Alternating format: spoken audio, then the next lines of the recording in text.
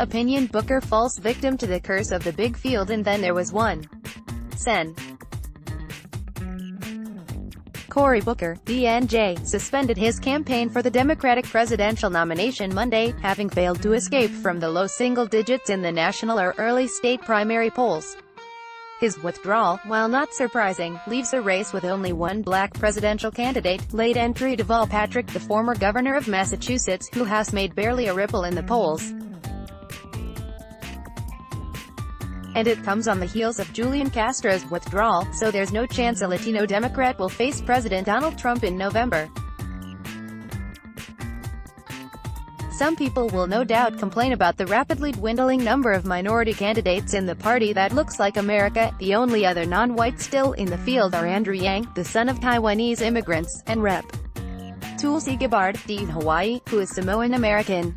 But one thing the winnowed candidates have in common is mushy messages and hard-to-define missions. Booker is a likable man who was running as an uplifting force, a unifier for a sharply divided America.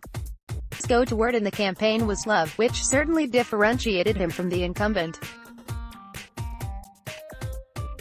That seemed to be Marianne Williamson's theme too, meaning there was no market for a love candidate in 2020. Just imagine the campaign as, "We're not going to see," and it goes without saying that Booker would be a better president than Trump.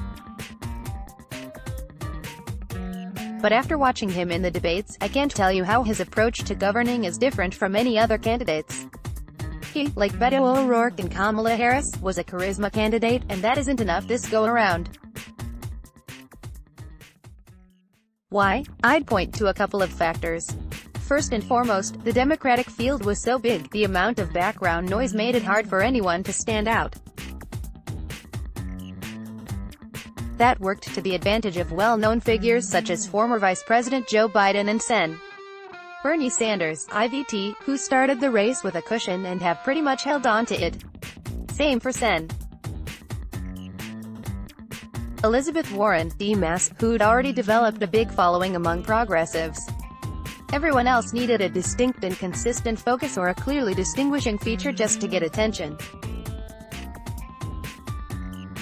Think about it, you can rattle off at least one thing about almost all of the remaining contenders.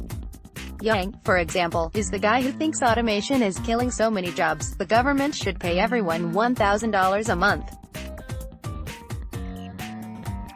That may be reductive and unfair to candidates who put a lot of work into having a complete platform, but it's the reality of a race with too many speakers and not enough microphones. The second factor I'd cite is the unusual nature of the incumbent. Sanders and Tom Steyer, the investor-turned-activist-turned-presidential candidate, insist that it will take an unconventional candidate to defeat Trump. Meanwhile, middle-of-the-road candidates such as Biden and Senator Amy Klobuchar, D-Min, say voters are hungry for a return to normalcy. Either way, Booker and the other folks who've fallen by the wayside represented neither a complete break with convention, except for Williamson, who proved that simply being unconventional isn't enough, nor a pendulum swing back to the salad days of pragmatic policymaking and bipartisan governing of the Clinton presidency. It's a shame that the Democratic field is becoming less diverse, but it's a very good thing that it is finally shrinking to a size that enables meaningful scrutiny by the voters.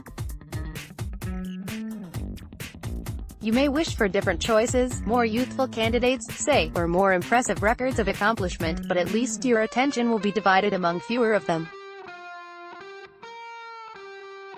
John Healy is the Los Angeles Times deputy editorial page editor. Article continues below. Let's block ads. Why?